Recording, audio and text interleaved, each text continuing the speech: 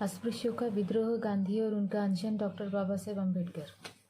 हादी डोम चांडाल और बदताऊ की गिनती किसी जाति या वर्ग में नहीं होती। उन्हें गंदा काम करना पड़ता है, जैसे गांव में सफाई आदि। उन्हें अलग वर्ग के रूप में माना जाता है और प्रत्येक का नाम उसके काम के आधार पर होता है। वस्तुतः उन्हें नाजायज औलाद के भांति समझा जाता है, क्योंकि प्रायः लोग यही समझते हैं कि वे शूद्र पिता और ब्राह्मणी माता के अवैध संबंध से उत्पन्न लोग हैं। अतः उन्हें पतित और जाति बहिष्कृत माना जाता है। हिंदू 4 वर्णों के हर व्यक्ति को उसके पेशे और जीवन शैली के अनुसार खास नाम देते हैं। जैसे ब्राह्मण को सामान्यतः ब्राह्मण तभी कहा जाता है जब तक वो अपने घर पर रहकर अपना काम करता है।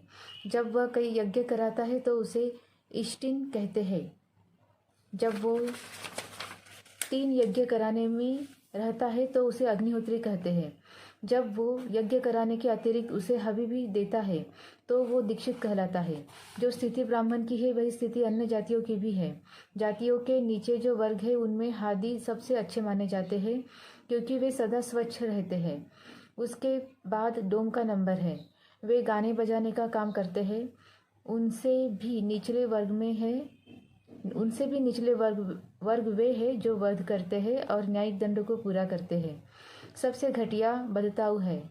वे न केवल मृत पशुओं का बल्कि कुत्तों तथा अन्य पशुओं का मांस भी खाते हैं। भोज में हर जाति के लोग अलग अलग अपनी जाति वालों के साथ बैठते हैं और एक वर्ग में दूसरी जाति वाला सम्मिलित नहीं हो सकता।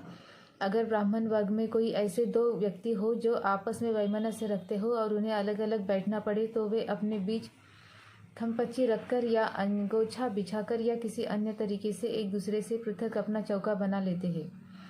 आसनों के बीच एक रेखा के भी खींच दिए जाने पर उन्हें अलग अलग समझा जाता है, चूँकि जूठन खाने की मनाही है। अतः हर व्यक्ति को अपनी अपनी थाली में अपना भोजन करना चाहिए, क्योंकि जो व्यक्ति बाद में भोजन के लिए बैठता है उसे अपने से पहले वाले की थाली में बचे अन्न को खाने की मनाही होती है, क्योंकि उस बचे अन्न को जूठन समझा जाता है। अल-बुरूनी जो हिंदू समाज संगठन में जो कुछ विशेषता मिली उसने वही सब नहीं लिखा, बल्कि उसने ये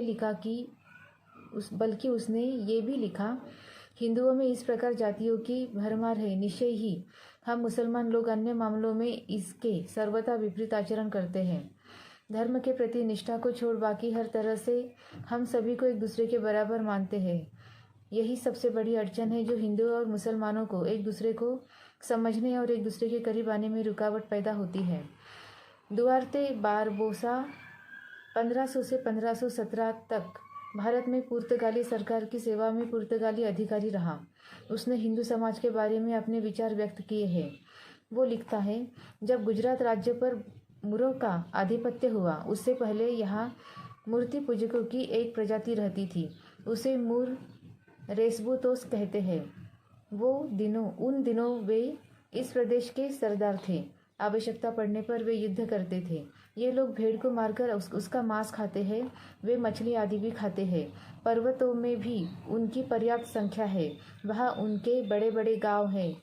वे गुजरात के राजा के शासन को नहीं मानते हैं, बल्कि हर रोज़ उसके विरुद्ध युद्ध करते हैं। राजा एड़ी चोटी का जोर लगाने पर भी अभी तक उन पर हावी नहीं हो सका है और न हो सकेगा। वे बढ़िया घुड़सवार और बढ़िया तीरंदाज है। वे अच्छे गोताखोर है और उनके पास अपनी रक्षा के लिए तरह तरह के और भी हथियार है। वे लगातार युद्ध करते रहते हैं, फिर भी उनका न कोई राजा है न कोई स्वामी और न ही कोई स्वामी। और इस राज्य में एक और भी प्रकार की मूर्ति पूजक है जिन्हें वे बनिए कहते हैं। ये बनिए नए बड़े बड़े सौदागर और व्यापारी हैं। वे मुरों के बीच रहते हैं और उनके साथ सभी प्रकार का व्यापार करते हैं। ये लोग मांस मछली को छूते तक नहीं। वे किसी जीव को नहीं खाते। वे हत्या नहीं करते और न ही किसी पशु की हत्या होते देखना चाहते हैं। इस प्रकार वे इतने कट्टर मूर्ति पूजक है कि कहते नहीं बनता।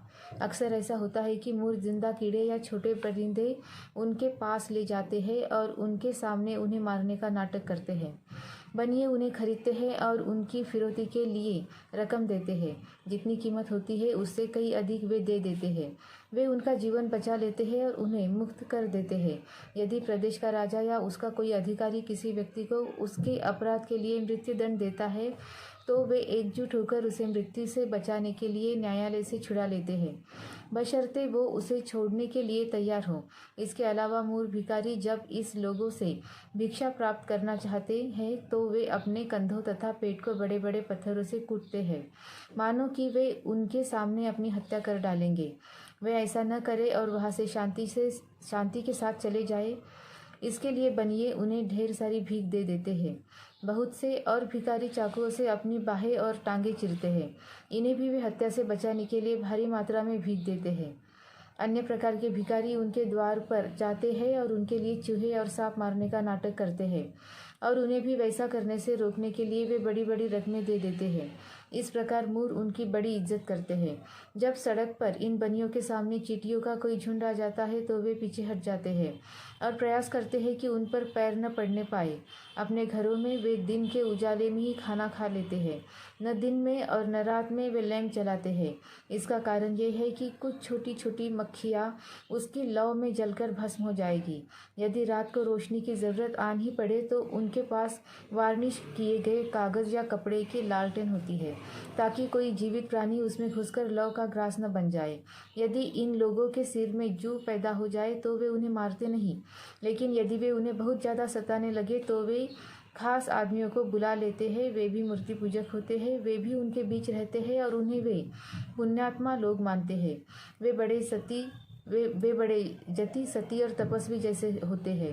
अपने देवता के प्रति उनकी गहरी भक्ति होती है। ये लोग उनके सिरों से जुए बीनते हैं। जितनी जुए वे बीनते हैं उन्हें वे अपने सिर में डालते जाते हैं, और वे जितनी जुए वे बीनते हैं उन्हें वे अपने सिर में डालते जाते हैं और उन्हें वे अपने रक्त पर पनपने देते हैं। उनकी धारणा है कि इस प्रकार वे अपने आराध्य देव की महती सेवा करते हैं। इस प्रकार वे सबके सब बड़े आत्मसंयम के साथ अपने अहिंसा के नियम का पालन करते हैं। दूसरी ओर वे पक्के सूदखोर होते हैं। वे मापतोल तथा अन्य अनेक प्रकार के माल व सिक्कों में भारी हेराफेरी करते हैं। वे परले सिरे के झूठे होते हैं। गेहुए वर्ण के ये मूर्ति पूजक लंबे और देखने में सुंदर और मृदु होते हैं।